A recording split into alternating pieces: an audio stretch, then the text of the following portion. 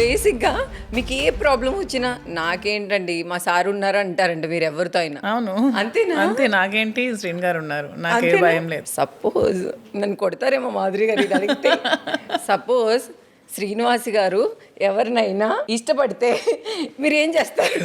మా ఆయనకి చాలా మంది ఇష్టపడే వాళ్ళు ఉన్నారు, కానీ మా ఆయన నన్నే ఇష్టపడతారు, ఇంకెవరిని ఇష్టపడరు. మీరు లేకపోతే నేను ఉండలేను అని ఎవరైనా ఒక అమ్మాయి వచ్చి సార్ దగ్గర చెప్పింది అనుకో, మీరు చూస్తే ఏం చేస్తారు? నేను హ్యాపీగా ఫీల్ అవుతాను. మా ఆయన ఎంత బాగున్నాడో అమ్మాయి వచ్చి ప్రపోజ్ చేస్తున్నారు. అంతేనా? అంతే. అమ్మాయిలు ఎప్పుడు జెలస్ గా ఫీల్ అయితే లైఫ్ డిస్టర్బ్ అవుతుంది, దాన్ని పాజిటివ్ గా తీసుకుంటే లైఫ్ హ్యాపీగా ఉంటుంది. అంతే. అసలు మీరు ఏం ఫీల్ అవ్వరు? అసలు నేను ఫీల్ అవును. ఎక్కడైనా అవుట్డోర్ వెళ్ళి ఒక 2 days మీకు కాల్ చేయకుండా ఫోన్ స్విచ్ ఆఫ్ చేసి మేడం సారు బిజీగా ఉన్నారు అది ఇదని చెప్తే మీరు ఆ టైంలో ఎట్లా రియాక్ట్ అవుతారు? అసలు క్వశ్చనే లేదు. నన్ను వదిలి మా ఆయన ఎక్కడికి 1 day కూడా పోలేరు, వెళ్ళలేరు. అండ్ నేను బిగ్ బాస్ లో ఉన్న 20 days చాలా సిక్ అయిపోయారు. అండ్ ఇంకా ఆల్మోస్ట్ స్లీపింగ్ పిల్స్ వేసుకోవడానికి రెడీ అయిన టైంలో నేను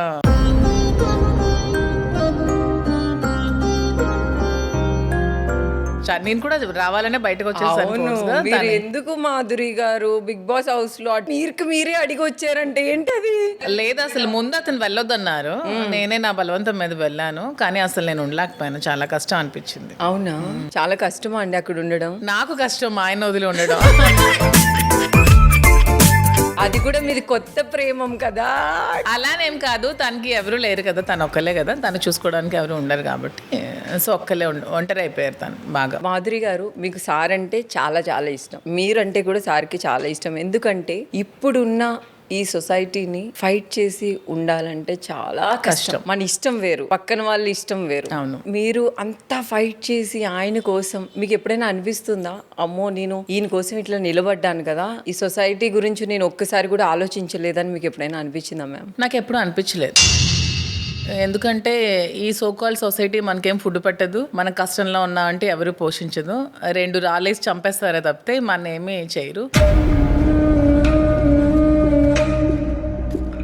సొసైటీ కోసం మనం భయపడాల్సిన అవసరం లేదు. మనం కరెక్ట్గా ఉన్నప్పుడు మనం ఏం దేశ విద్రోహ చర్యలు ఏమి చేయట్లేదు సొసైటీకి భయపడడానికి. మనం కరెక్ట్గా ఉన్న రోజు సొసైటీకి భయపడాల్సిన అవసరం నాకైతే లేదు. నేనైతే చాలా స్ట్రాంగ్గా ఉంటాను. ఇది నా లైఫ్, నాకు నచ్చినట్టు మాత్రమే నేను బ్రతుకుతాను. కానీ మీరు ఒక రోజు అయితే సూసైడ్ చేసుకుందామని కార్ అట్లా చేశారు, ఎందుకు మ్యామ్ అట్లా? అదేం సూసైడ్ లాంటిది ఏం కాదు. నేను స్ట్రెస్లో ఉన్నాను, కార్ డ్రైవింగ్ కొంచెం ఫాస్ట్గా చేసుకుంటూ వెళ్ళాను. సో ఫోన్ అక్కడ ఎందుకు కాల్ లిఫ్ట్ చేయలేదని కారు గుద్దారా?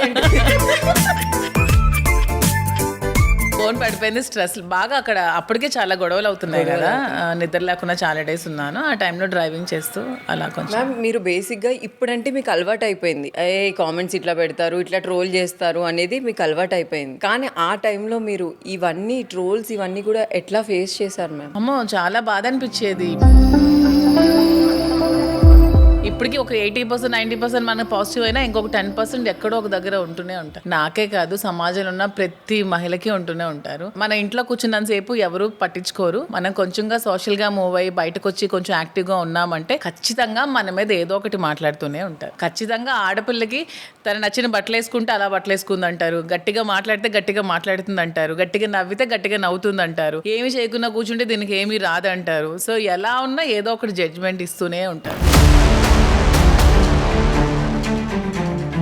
సో దానికోసం పట్టించుకోవాల్సిన అవసరం లేదు. పట్టించుకొని చిన్న చిన్న విషయాలకి సూసైడ్ చేసుకోవడం కూడా చాలా తప్పు. సో అలాంటివి పట్టించుకోకూడదు. లైఫ్లో చాలా స్ట్రాంగ్గా ఉండాలి. లైఫ్ ఎప్పుడు సెకండ్ ఛాన్సెస్ ఉంటాయి. నా లైఫ్ ఎగ్జాంపుల్. ఆ రోజు నేను నా లైఫ్ బాగాలేదని నిర్ణయం తీసుకుంటే ఈ రోజు నేను ఒక 100 మందికి జాబ్ ఇచ్చే పొజిషన్లో నేను ఉండేదాన్నే కాదు. సో లైఫ్ ఎప్పుడు మంచి ఛాన్సెస్ మనకి ఇస్తూ ఉంటుంది. స్ట్రాంగ్గా ఉండాలి. స్ట్రాంగ్గా ఉంటే లైఫ్ ఎప్పుడు బాగుంటుంది.